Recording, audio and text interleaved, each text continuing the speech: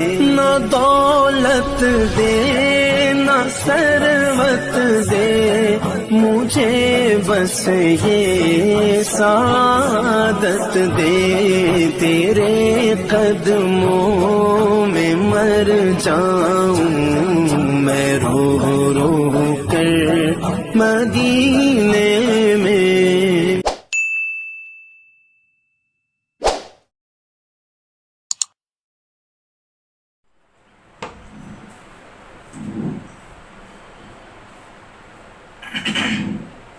الحمد لله رب العالمين،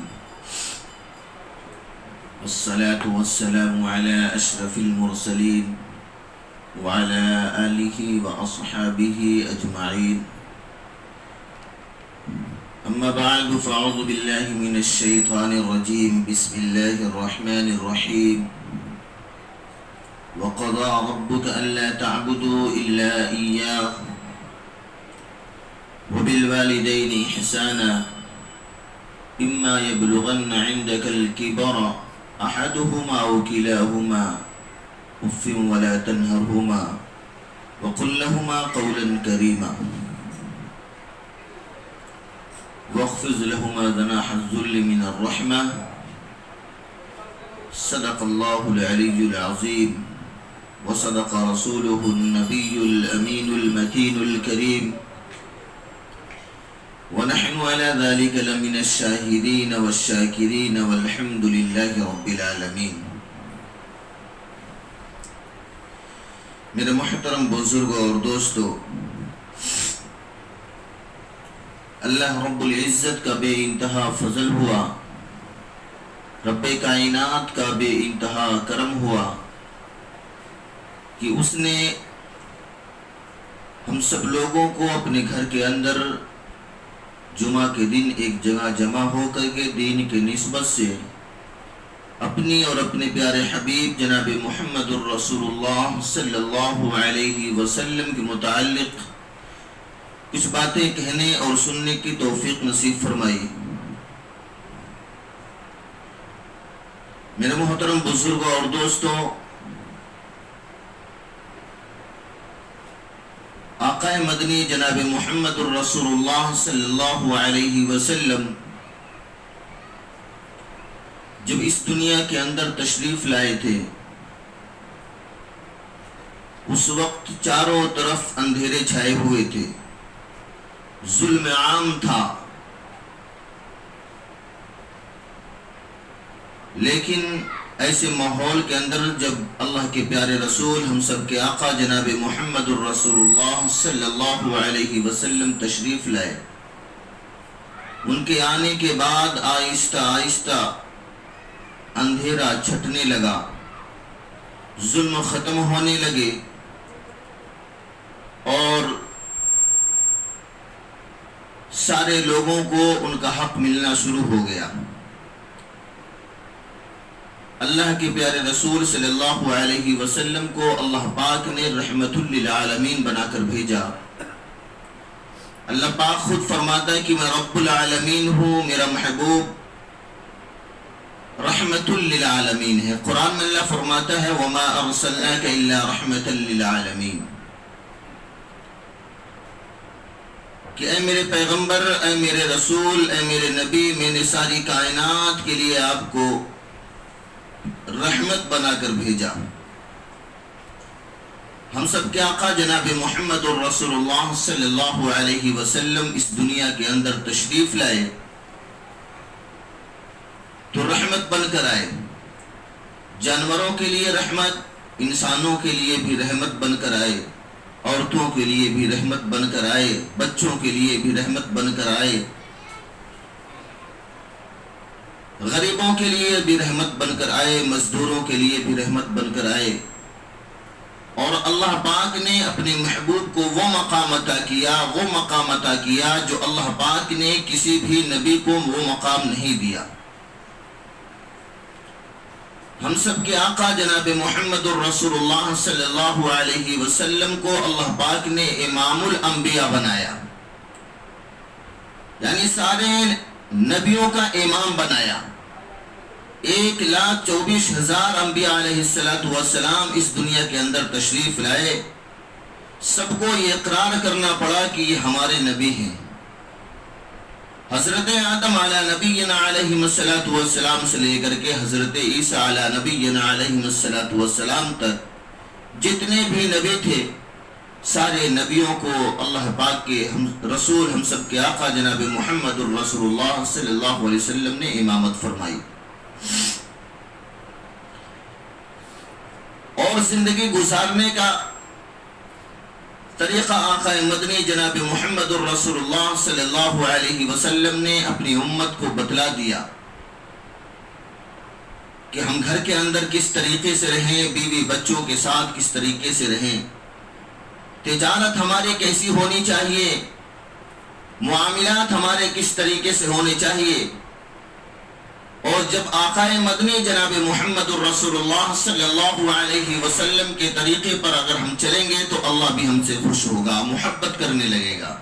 قرآن میں اللہ فرماتا ہے قُلْ إِن كُنْتُمْ تُحِبُّونَ اللَّهَ فَاتَّبِعُونِي، کہ اگر تم مجھ سے محبت کرنا چاہتے ہو، اگر اپنے معاملات مجھ سے درست کرنا چاہتے ہو، تو اے میرے نبی آپ کہہ دیجئے فَاتَّبِعُونِي، لوگ میری اتباع کر لیں۔ اتباع کرنے کا مطلب یہ ہے کہ آقا مدنی جناب محمد الرسول اللہ صلی اللہ علیہ وسلم کے نقش قدم پر چلنا، ان کے رنگ کے اندر رنگ جانا۔ آقا علیہ السلام نے تجارت کس طریقے سے کی ہے، ملازمت کس طریقے سے کی ہے، بیوی بچوں کی شادیاں اپنے بچیوں کی شادیاں کس طریقے سے کی ہیں، اور اپنے پڑوسیوں کے ساتھ کس طریقے سے حسن ظن رکھتے تھے، اپنے دوستوں کے ساتھ کس طرح سے پیش آتے تھے، اپنے رشتہ داروں کے ساتھ کیا معاملہ رکھتے تھے، اور والدین کے ساتھ اللہ کے رسول صلی اللہ علیہ وسلم نے فرمایا کس طریقے کا معاملہ رکھنا چاہیے۔ آج ہم پریشان ہیں، کاروباری اعتبار سے پریشان ہیں، گھریلو اعتبار سے پریشان ہیں، ہمارے گھروں کے اندر لڑائیاں جھگڑے ہو رہے ہیں، بیوی بچوں میں نہیں بنتا، شوہر بیوی کے اندر نہیں بنتے، جھگڑے ہو رہے ہیں۔ آخر وجہ اس کی کیا ہے؟ وجہ یہ ہے کہ ہم نے آقا علیہ السلام کے طریقے کو چھوڑ کر کے زندگی گزارنا شروع کر دیا۔ اللہ کے پیارے رسول صلی اللہ علیہ وسلم نے فرمایا کہ جب اللہ کو منوانا ہو تو استغفار کا ورد کیا کرو۔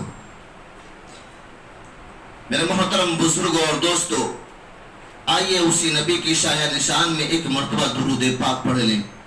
یا رب صلی وسلم دائما عبدا علی حبیبک خیر الخلق کلہم، مولا صلی وسلم دائما عبدا علی حبیبک خیر الخلق کلہم، یا رب صلی وسلم دائما عبدا علی حبیبک خیر الخلق کلہم، بلغ العلا بکمالہ کشف الدجى بجمالہ حسنت جمیع خصالہ صلوا علیہ وآلہ۔ میرے محترم بزرگوں اور دوستو، ایک بہت بڑے امام گزرے ہیں جن کا نام ہے امام احمد بن حنبل رحمۃ اللہ علیہ۔ چاروں اماموں میں سے ایک امام یہ بھی ہیں، ایک مرتبہ یہ فجر کی نماز پڑھانے کے بعد اپنے ساز و سامان کو رکھ لیتے ہیں اور مسجد سے نکل جاتے ہیں۔ فرماتے ہیں کہ مجھے یہ نہیں پتا رہتا کہ مجھے جانا کہاں تک ہے اور میری منزل کہاں تک ہے۔ فجر کی نماز پڑھانے کے بعد امام احمد بن حنبل رحمۃ اللہ علیہ مسجد سے نکل جاتے ہیں اور چلتے چلتے چلتے چلتے شام ہو جاتی ہے، ایک آبادی کے اندر پہنچتے ہیں۔ اس آبادی کے اندر دیکھتے ہیں کہ ایک مسجد ہے، وقت ہو جاتا ہے مغرب کا، مسجد کے اندر جاتے ہیں، وضو فرماتے ہیں اور مغرب کی نماز ادا کرتے ہیں۔ مغرب کی نماز مکمل کرنے کے بعد سارے مسجد کے اندر جتنے بھی نمازی تھے سب چلے گئے، صرف باقی امام احمد بن حنبل رحمۃ اللہ علیہ تھے۔ انہوں نے سوچا عشاء کی نماز پڑھ لیتا ہوں، ٹھنڈی کا موسم ہے، آج رات اسی مسجد میں قیام کر لوں گا، صبح ہوئے گی میں نکل جاؤں گا، میری منزل پتہ نہیں مجھے کہاں تک مجھے جانا ہے۔ عشاء کی اذان ہوئی، نماز سے فارغ ہوئے، سارے نمازی مسجد سے چلے گئے، مسجد خالی ہو گئی، صرف مسجد میں 2 شخص رہ گئے، ایک امام احمد بن حنبل رحمۃ اللہ علیہ اور دوسرے اس مسجد کے مؤذن۔ مؤذن نے جب دیکھا کہ یہ مسافر ہے، یہ مغرب کے وقت سے یہاں پہ رکے ہوئے ہیں، وہ مؤذن آتے ہیں اور کہتے ہیں کہ بھائی صاحب آپ بھی چلے جائیں۔ تو امام احمد بن حنبل رحمۃ اللہ علیہ فرماتے ہیں کہ بھائی میں مسافر ہوں، میری منزل بہت دور ہے اور سردی کا موسم ہے، آج میں سوچتا ہوں کہ رات اسی مسجد میں قیام کرو، صبح ہوتے ہی میں نکل جاؤں گا فجر کی نماز کے بعد۔ وہ مؤذن صاحب کہنے لگے نہیں بھائی، اس مسجد کے اندر رکنے کی کسی کو بھی اجازت نہیں ہے۔ تو انہوں نے کہا کہ بھائی میں رات میں کہاں جاؤں گا، رات کا وقت ہے، سردی کا وقت ہے، سردی کا موسم ہے، میں اس وقت کہاں جاؤں گا، میری منزل بہت دور ہے۔ انہوں نے کہا بھائی نہیں، مسجد کے اندر رکنا اجازت ہی نہیں ہے، آپ میں جا رہا ہوں ابھی اپنے گھر پہ جا رہا ہوں، کھانا کھا کے آؤں گا، جب تک آپ یہاں سے نکل جائیں، ورنہ مجھے آپ کو دھکے مار کر نکالنا پڑے گا۔ کچھ منٹ کے بعد وہ مؤذن صاحب گھر سے اپنے کھانا وغیرہ کھا کے آئے، مسجد میں دیکھے ہوئے امام احمد بن حنبل رحمۃ اللہ علیہ بیٹھے ہوئے۔ وہ مؤذن صاحب آتے ہیں اور کہتے ہیں کہ آپ ابھی تک گئے نہیں، مجھے مجبور مت کریں، آپ فوراً مسجد سے نکل جائیں، ورنہ میں آپ کے سامان وغیرہ کو اٹھا کے باہر پھینک دوں گا۔ امام احمد بن حنبل رحمۃ اللہ علیہ اپنے دماغ کے اندر اور دل کے اندر سوچنے لگے کہ اللہ میں نے کون سی ایسی غلطی کر دی، کون سی ایسی خطا کر دی کہ جو آج مجھے تمہارے گھر سے دھکے مار کر نکالنے کی باتیں ہونے لگی، میں نے کون سی ایسی غلطی کر دی، آپ کی نافرمانی کر دی کہ آپ کا بندہ مجھے آپ کے گھر سے دھکے مار کر نکالنے کی بات کر رہا ہے۔ بہرحال امام احمد بن حنبل رحمۃ اللہ علیہ اپنے سامان کو لیتے ہیں اور سردی کا موسم ہے، باہر نکل جاتے ہیں۔ کچھ دور جاتے ہیں تو ایک دیکھتے ہیں تندور کے اندر ایک شخص روٹی بنا رہا ہے۔ جب اس کے قریب پہنچتے ہیں تو ان کو سکون محسوس ہوتا ہے، اس تندور کی گرمی سے ان کو راحت ملتی ہے۔ وہ تندور کے پاس جاتے ہیں اور کہتے ہیں بھائی صاحب اگر آپ اجازت دیں تو سردی کا موسم ہے، میری منزل بہت دور ہے، آپ کے تندور کے پاس میں بیٹھ جاؤں، صبح ہوتے ہی میں نکل جاؤں گا۔ اس شخص نے کہا بھائی آپ یہاں بیٹھیں یا وہاں بیٹھیں، میرے کام میں کوئی دخل نہ ہو تو آپ یہاں پر رک سکتے ہیں۔ امام احمد بن حنبل رحمۃ اللہ علیہ اس تندور کے پاس بیٹھ جاتے ہیں اور اس کی گرمی سے بہت راحت محسوس ہوتی ہے ان کو، لیکن دیکھتے کیا ہے کہ وہ جو تندور میں روٹی بنانے والا شخص ہے، وہ جب آٹے گوندتا ہے تو استغفر اللہ کہتا ہے، روٹیاں بناتا ہے یعنی اس کو بیلتا ہے تو استغفر اللہ کہتا ہے، تندور کے اندر جب روٹیوں کو ڈالتا ہے تو استغفر اللہ کہتا ہے، اور روٹیوں کو جب تندور سے نکالتا ہے تو استغفر اللہ کہتا ہے، اور کسی کو جب روٹی دیتا ہے تو استغفر اللہ کہتا ہے۔ یہ ورد استغفر اللہ کا اس شخص کی زبان پر تھا۔ امام احمد بن حنبل رحمۃ اللہ علیہ فرماتے ہیں کہ میرے بھائی اگر آپ برا نہ مانے تو میں آپ سے ایک سوال کر لوں۔ اس شخص نے کہا جی بالکل آپ کر سکتے ہیں، بولیے۔ تو امام احمد بن حنبل رحمۃ اللہ علیہ فرماتے ہیں کہ آپ کو میں نے دیکھا آپ آٹے گوندھ رہے تھے تو استغفر اللہ پڑھ رہے تھے، اور اس کی روٹی جب بنانے لگے تو بھی آپ کے زبان پر استغفر اللہ تھا، روٹی کو تندور کے اندر ڈال رہے تھے تو استغفر اللہ پڑھ رہے تھے، اور روٹی کو تندور سے باہر نکالتے استغفر اللہ پڑھتے، کسی شخص کو روٹی دے دے تو استغفر اللہ پڑھتے۔ آخر وجہ کیا ہے اور یہ آپ کے پڑھنے کی وجہ کیا ہے اور اس کی عظمت، اس کا مرتبہ کیا ہے؟ اس شخص نے کہا بھائی بات یہ تھی کہ میں جو یہ تندور ہے اور یہ میرا بھٹیار کھانا آپ کو نظر آتا ہے، یہ بھٹیار کھانے میں ایک وقت تھا میں یہاں پہ ملازمت کیا کرتا تھا، میں نوکری کیا کرتا تھا، لیکن میری تنخواہ اتنی مختصر تھی کہ میرے گھر کے اندر 3 وقت کے کھانے پورا کرنا محال تھا، میرے گھر کے اخراجات پورے نہیں ہو رہے تھے، میرے بیوی بچے بھی تھے، میری والدین میرے ماں باپ دونوں باحیات ہیں، اور میرے گھر میں میرے بھائی بہن بھی تھے۔ تنخواہ کم ہونے کی وجہ سے میں اپنے گھر والوں کو 3 وقت کی روٹی نہ دے سکتا تھا، اپنے تنخواہ کم ہونے کی وجہ سے اپنے بچوں کو ایجوکیشن نہیں دے سکتا تھا، تنخواہ کم ہونے کی وجہ سے اپنے بھائی اور بہنوں کی شادیوں میں حصہ نہ لے سکا تھا، شادیاں نہیں کروا سکتا تھا، جبکہ گھر میں سب سے بڑا میں تھا، میرے کندھے پہ میرے گھر کی ذمہ داریاں تھیں۔ لیکن ایک وقت تھا میں نماز فجر پڑھ کر مسجد میں بیٹھا تھا، اللہ کے آگے ہاتھ اٹھا کر کے گڑگڑا کر دعا کرتا تھا۔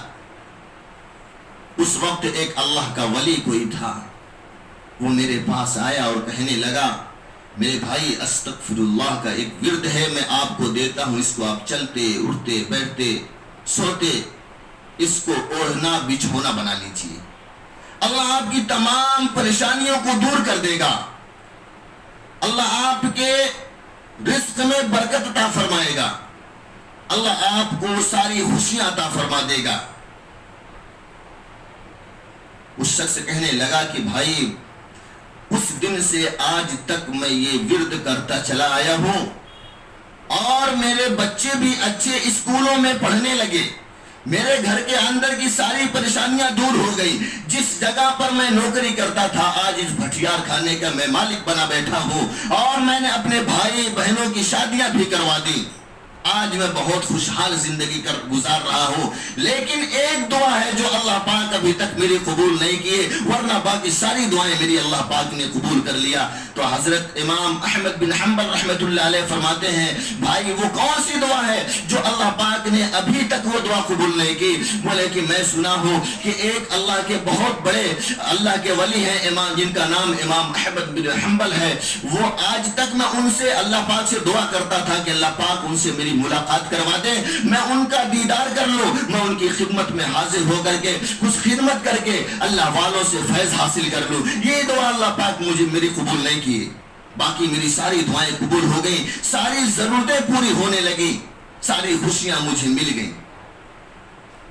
امام احمد بن حنبل رحمۃ اللہ علیہ فرمانے لگے، اچھا یہ بات ہے، اللہ پاک نے مجھے جو وہاں سے بھیجا، مجھے منزل کا پتہ نہیں تھا، یہ منزل میری تھی۔ امام احمد بن حنبل رحمۃ اللہ علیہ کھڑے ہوتے ہیں اور اس نان بائی کو کھڑا کر کے اس کی پیشانی کو بوسہ لیتے ہیں اور کہتے ہیں، بھائی تو خوش ہو جا، تو خوش ہو جا، جس دعا کو تو سمجھتا تھا کہ اللہ پاک نے قبول نہیں کیا، وہ بھی دعا اللہ پاک نے قبول کر لی۔ وہ نان بائی کہنے لگا کہ آخر وہ کیسے میری دعا قبول کر لی اللہ پاک نے؟ نان بائی جب یہ کہا تو اللہ کے امام احمد بن حنبل رحمۃ اللہ علیہ فرمانے لگے کہ جس کی تجھے دیکھنے کی خواہش تھی، جس سے ملنے کی خواہش تھی، وہ خود اللہ پاک تیرے پاس بھیج دیا اس شخص کو۔ میں ہی امام احمد بن حنبل رحمۃ اللہ علیہ ہوں۔ بتانے کا مطلب یہ ہے کہ استغفار میں اتنی برکت ہے۔ آج ہم اللہ کے رسول صلی اللہ علیہ وسلم کے طریقے کو چھوڑ کر کے زندگیاں گزار رہے ہیں۔ اللہ کے رسول نے فرمایا کہ والدین کے ساتھ حسن سلوک کرو، لیکن آج ہم اس کے برعکس کام کرتے ہیں۔ قرآن میں بھی اللہ فرماتا ہے، وَقَضَى رَبُّكَ أَلَّا تَعْبُدُوا إِلَّا إِيَّاهُ وَبِالْوَالِدَيْنِ إِحْسَانًا إِمَّا يَبْلُغَنَّ عِندَكَ الْكِبَرَ أَحَدُهُمَا أَوْ كِلَاهُمَا أُفٍّ وَلَا تَنْهَرْهُمَا وَقُل لَّهُمَا قَوْلًا كَرِيمًا۔ لیکن آج ہم والدین کے ساتھ کیا معاملہ کرتے ہیں؟ اللہ نے باپ کو جنت کا دروازہ بنایا ہے اور ماں کے پیر کے نیچے جنت رکھ دیا ہے۔ میرے محترم بزرگ اور دوستو، آج ہم والدین کے ساتھ ظلم کرتے ہیں، ان کی نافرمانیاں کرتے ہیں۔ ایک بہت پیارا واقعہ یاد آیا کہ ایک بیوہ عورت تھی، چھوٹا سا بچہ تھا 4-5 سال کا۔ جب ان کے شوہر کا انتقال ہوا، وہ بھی شباب میں تھی، ان کی جوانی جھلک رہی تھی، لوگ کہتے تھے کہ دوسری نکاح کر لیجئے، بڑی خوبصورت حسین و جمیل تھی۔ انہوں نے کہا نہیں، میرا ایک بیٹا ہے، اگر میں نکاح کر لی تو اس بیٹے کو میرے شوہر نے قبول کیا یا نہ کیا، کر بھی سکتا ہے اور نہیں بھی کر سکتا. اگر نہیں کیا تو اس کی زندگی بیکار ہو جائے گی، اس کی پرورش اچھے طریقے سے نہیں ہو پائے گی. میرے محترم بزرگ اور دوستو، وہ خاتون نکاح نہیں کی اور اسی بچے کو لے کر کے طرح طرح کی تمنائیں، طرح طرح کی خواہشیں اپنے دل کے اندر جگا رہی تھی. وہ خاتون دوسرے کے گھر میں جایا کرتی تھی، برتن صاف کرتی تھی، جھاڑو پوچھے کیا کرتی تھی، دوسرے کے گھر پہ جا کر کے کھانے بناتی تھی اور اس سے اپنا گزارا کیا کرتی تھی. اور بچے کو اسکول کالج کے اندر ڈال دیا. کتابوں میں لکھا ہے کہ بچے کا دماغ جو ہے پڑھائی میں نہیں لگتا تھا. 7ویں کلاس تک جب گیا تو اس نے کہا اماں میں نہیں پڑھ سکتا ہوں، میرا دماغ نہیں لگتا ہے. پھر گھر پہ بچہ رہنے لگا، ماں باہر سے کام کر کے لاتی تھی، ساری خواہشات بچے کی پوری کرتی تھی. تھوڑا بڑا جب بچہ ہوا، ہوشیار ہوا، تو ماں نے اس کو لے کے جا کے گیریج پہ ڈال دیا. ان کی والدہ نے منت سماجت کر کے کسی شخص کو اس بچے کو گیریج میں ڈالا. پھر خواب دیکھنے لگی میرا بچہ مکینک بن جائے گا تو یہ ہوگا، ہماری ساری پریشانیاں دور ہو جائیں گی. کچھ دنوں تک وہ بچہ گیریج میں کام کرنے کے لیے گیا، لیکن اس کا دل وہاں پہ بھی نہیں لگ رہا. 2-4 مہینہ کیا، پھر بھاگ کے آگے چلایا. بولا کہ وہ مجھ سے طرح طرح کی باتیں کرتا ہے، گالی گلوچ کرتا ہے، میں کام نہیں کروں گا. پھر گھر پہ بیٹھ گیا، ماں دوسرے کی ادھر کام کر رہی ہے، ساری خواہشات اس بچے کی پوری کر رہی ہے. میرے محترم بزرگوں دوستو، اس کی ماں نے پھر کسی شخص سے بات کیا اور اس کو لے کے جا کر کے ٹیلر کے کام میں لگا دیا، کپڑا سلنے کے. کچھ دنوں تک تو گیا، صبح اٹھتا تھا، ٹفن تیار والدہ کرتی تھی اور یہ صبح میں ناشتہ کرتا تھا، چلا جاتا تھا. 2 سے 3 مہینہ وہاں پہ کوئی گزرے، واپس آیا، بولا کہ مجھے بہت ڈانٹتے ہیں، پھٹکارتے ہیں، مجھ سے چائے منگواتے ہیں، پانی منگواتے ہیں، میں یہ کام نہیں کر سکتا. پھر آ کے گھر پہ بیٹھ گیا. اچھی خاصی جب عمر ہو گئی، ماں کمزور ہو گئی، بوڑھی ہونے لگی، ان کے اعضاء کمزور ہونے لگے. ماں نے کہا بیٹا میں نے تجھے فلاں جگہ پہ لگایا، تجھے وہ کام پسند نہیں آیا، میں نے دوسرے جگہ پہ تجھے لگایا، وہ کام تجھے پسند نہیں آیا. اب تو خود اتنا بڑا ہوشیار ہو گیا ہے، تو خود اپنا کام تلاش لے. میں کمزور ہو گئی ہوں، میں بڈھی ہو گئی ہوں، کب تک میں کام کروں گی اور تجھے تیری خواہشات کو پورا کرتی رہوں گی. اس لڑکے نے کہا ٹھیک ہے، صبح میں جاتا ہوں. صبح میں والدہ نے ٹفن کو تیار کیا، ناشتہ وغیرہ کرانے کے بعد وہ چلا گیا لڑکا، یہ بھی کام پہ نکل گئی. شام ہوتی ہے، آئے، لڑکا بھی آیا، پوچھے، ماں پوچھ رہی ہے بیٹا ملا کام؟ بولے نہیں ملا ہے، کافی لوگوں سے تو بات ہو گئی لیکن کام نہیں ملا ہے، جس دن کام مل جائے گا میں کام پہ لگ جاؤں گا. پھر دوسرے دن صبح میں انہوں نے ٹفن بنایا، ناشتہ کرایا اور بچے کو بھیج دیا. بچہ نکل گیا کام کی تلاش میں. لیکن باہر جب نکلنے لگا تو وہ آوارہ دوستوں کے ساتھ میں جانے لگا. گھر سے نکلتا تھا کہ میں کام کے تلاش میں جا رہا ہوں، لیکن باہر جانے کے بعد آوارہ لڑکوں کے ساتھ اٹھنا بیٹھنا ہو گیا، جو شراب نوشی کیا کرتے تھے، جو طرح طرح کی نشہ خوری میں ملوث تھے. شام میں آتا، ایک دن رات میں آیا، کافی رات گزر گئی، ماں مصلی پہ بیٹھ کر کے رو رو کے اللہ سے دعا کر رہی. ان کا دل ادھر ادھر جا رہا، کہیں میرے بچے کے ساتھ کہیں کچھ حادثہ نہ ہو گیا ہو. شام میں لیٹ آیا، لیکن وہ شراب کے نشے میں گھر پہ پہنچتا ہے. ماں دروازے پہ دستخط ہوئی، ماں بھاگتے ہوئے گئی، دروازہ کھولی، بولی بیٹا ابھی تک تو کہاں تھا؟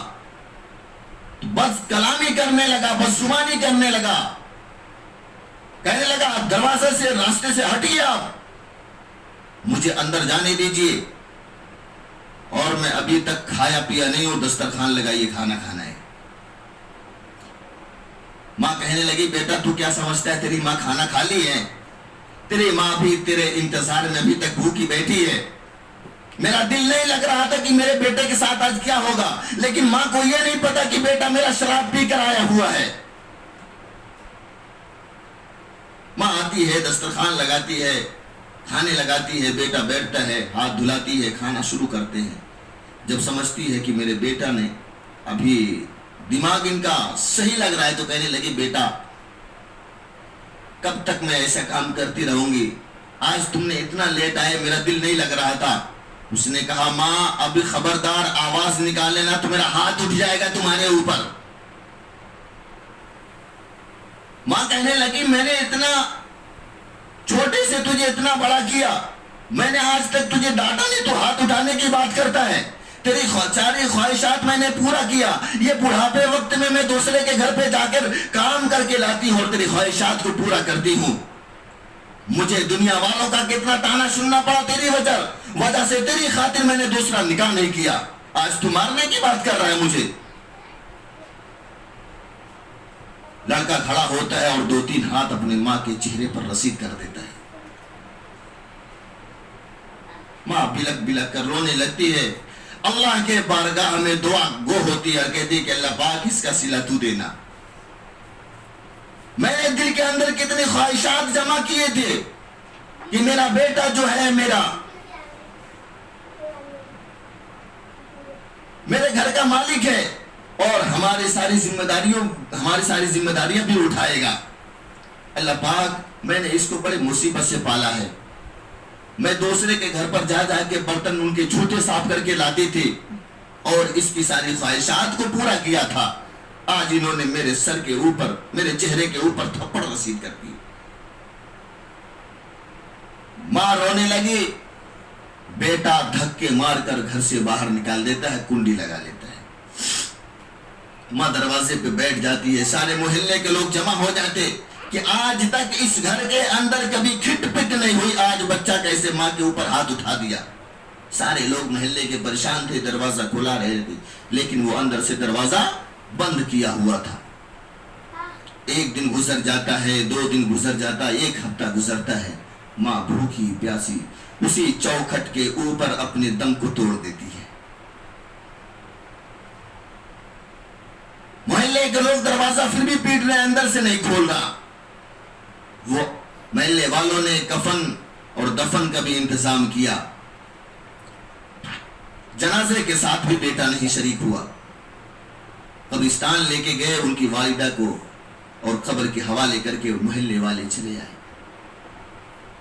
یہ دروازہ کھولتا ہے اور اس کے گھر کے اندر وہی ان کے دوست، آوارہ دوست آنے لگتے ہیں۔ گھروں کے اندر شراب کی محفلیں سجنے لگی، عریانیت عام ہو گئی، برائیاں عام ہو گئی گھروں کے اندر۔ ایک دن ایسا آیا کہ اس کا گھر خود بیچنا پڑا۔ اس نے جب گھر بیچا تو کافی دنوں تک تو شباب کباب ساری چیزیں ہونے لگی۔ جب پیسے ختم ہوئے تو اچانک اس بچے کے پیر میں درد ہونا شروع ہوا۔ ڈاکٹر کے پاس علاج کرانے کے لیے گیا، ڈاکٹر نے طرح طرح کی تدابیر اختیار کی لیکن وہ پیر کا درد ختم نہیں ہو رہا تھا۔ ڈاکٹر نے مشورہ دیا کہ تم کو اپنا پیر کٹوانا پڑے گا۔ ایک پیر ڈاکٹر کے مشورے سے کاٹا گیا، کچھ عرصے کے بعد دوسرے پیر میں درد اٹھا، پھر ڈاکٹر کے پاس دوڑنے لگا۔ ڈاکٹر نے سارے علاج معالجہ کرنے کے بعد مشورہ دیا کہ یہ بھی پیر کاٹنا پڑے گا۔ وہ بھی پیر دوسرا بھی کٹا۔ اب یہ اس کے پاس گھر بھی نہیں، سر کے اوپر چھپرا بھی نہیں، یہ روڈ کے اوپر بیٹھا رہتا تھا۔ اب ایسا اس کا کچھ دنوں کے بعد حال ہوا کہ اس کے پورے بدن سے بدبو آنے لگے۔ اس راستے سے جو بھی عورت اپنے بچے کو لے کے جایا کرتی تھی وہ عبرت کے طور پر بولتی تھی دیکھو یہ اپنے والدہ کا نافرمان ہے، اللہ اس طریقے سے اس کو ذلیل کر دیا۔ جو بھی راستے سے گزرتے تھے بچوں کو اپنے نصیحت عبرت کے لیے اس کو دکھلاتے تھے کہ یہ اپنے ماں کا نافرمان ہے، جو ماں کا نافرمان ہوتا ہے اللہ اس کے ساتھ ایسا ہی معاملہ کرتا ہے۔ میرے محترم بزرگوں اور دوستوں، کچھ دنوں کے بعد تو اس سے راستہ بھی کٹ کے جانے لگے، اتنی بدبو پھیلنے لگی۔ پہلے تو کچھ لوگ کھانے پینے کے لیے دے دیتے تھے لیکن اس کو کچھ کھانے پینے کے لیے بھی کچھ نہیں دیا، دینا بند کر دیے سارے لوگوں نے۔ ایسا وقت آیا کہ وہ بھی انتقال کر گیا۔ لوگوں نے کہا اس کو اٹھا کر کے کچرے میں پھینک دیا جائے، لیکن کچھ لوگوں نے کہا بھائی مسلمان ہے تو اس کے تدفین اور قبر کے حوالے تک پہنچایا جائے، قبر تک پہنچایا جائے، لیکن غسل دینے کے لیے کوئی تیار نہیں۔ طرح طرح کی تدابیروں سے ان کو غسل دیا گیا، قبر کے حوالے لے کے جب گئے۔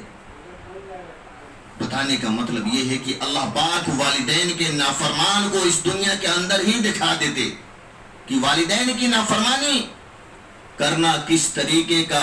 اگر والدین کی تم نافرمانی کرتے تو اللہ کہتے میں تم سے ناراض ہوں۔ اللہ کے رسول صلی اللہ علیہ وسلم نے فرمایا اگر تمہارے ماں باپ تم سے ناراض ہیں تو اللہ بھی تم سے ناراض ہے، اور اگر تمہارے ماں باپ تم سے خوش ہیں تو اللہ بھی تم سے خوش ہے۔ ایک مرتبہ اللہ کے پیارے رسول صلی اللہ علیہ وسلم بیٹھے ہوئے تھے، دائی حلیمہ آتی ہیں جو آپ صلی اللہ تعالی علیہ وسلم کو دودھ پلائی تھی۔ وہ پہنچتی ہیں تو اللہ کے رسول صلی اللہ علیہ وسلم اپنے جسم مبارک سے اپنی چادر مبارک کو نکال کر کے بچھا دیتے ہیں اور کہتے ہیں میری ماں آئی ہے۔ اللہ کے رسول صلی اللہ علیہ وسلم ایک مرتبہ نماز پڑھ رہے تھے اور نماز پڑھنے سارے صحابہ مسجد میں موجود تھے۔ اللہ کے رسول نے فرمایا کہ اگر میری ماں باحیات ہوتی، رو رہے تھے اللہ کے رسول صلی اللہ علیہ وسلم، کہنے لگے اگر میری ماں باحیات ہوتی اور میری ماں آواز دیتی میں نماز کی نیت باندھ کے کھڑا ہوتا، عشاء کی نماز کی نیت باندھ کے کھڑا ہوتا، میری ماں آواز دیتی محمد، میں نماز کی نیت توڑتا اور ماں کے پاس چلا جاتا، پھر آتا واپس نماز کی نیت باندھ کے کھڑا ہوتا، میری ماں آواز دیتی محمد، پھر میں نماز کی نیت توڑ دیتا، ماں کے پاس چلا جاتا، پھر واپس آتا نماز کی نیت باندھتا اور میری ماں اندر سے آواز دیتی محمد، میں نماز کی نیت توڑ دیتا اور چلا جاتا۔ تو ماں کا مرتبہ اتنا بڑا ہے۔ اللہ کے رسول صلی اللہ علیہ وسلم سے کسی صحابہ نے پوچھا کہ اللہ کے رسول صلی اللہ علیہ وسلم والدین میں یعنی ماں اور باپ میں حق زیادہ کس کا ہے؟ اللہ کے پیارے رسول صلی اللہ علیہ وسلم نے فرمایا ماں کا۔ بولے ماں کا پہلا حق کون سا ہے، کس کا ہے، باپ یا ماں؟ اللہ کے رسول نے فرمایا ماں کا۔ بولے دوسرا؟ بولے ماں کا۔ بولے تیسرا بھی ماں کا۔ بولے چوتھا؟ بولے باپ کا۔ ماں کا 3 درجہ ہے اور باپ کا 1 ہے۔ وہ صحابی رسول صلی اللہ علیہ وسلم اللہ کے پیارے رسول صلی اللہ علیہ وسلم سے پوچھتے ہیں کہ ماں کا 3 حق کیوں ہے؟ اللہ کے پیارے رسول ہم سب کے آقا جناب محمد الرسول اللہ صلی اللہ علیہ وسلم نے فرمایا سب سے پہلا جو حق ہے ماں کا درجہ ہے وہ تم کو 9 مہینے 13 دن تک اپنے پیٹ کے اندر رکھتی ہیں۔ پورے جسم میں سب سے نازک جگہ جو ہے وہ پیٹ ہے، اس کے اندر ہڈی نہیں ہے، اس کے اندر ہڈیاں نہیں ہیں، وہ صرف چمڑی ہے، اور ایسے نازک جگہ پہ تم کو 9 مہینہ 13 دن تک رکھتی ہیں۔ کتنی تکلیف برداشت کرتی ہیں، کتنے درد کو برداشت کرتی ہیں۔ پہلا حق اللہ پاک نے اس لیے ماں کا رکھا۔ بولے دوسرا حق؟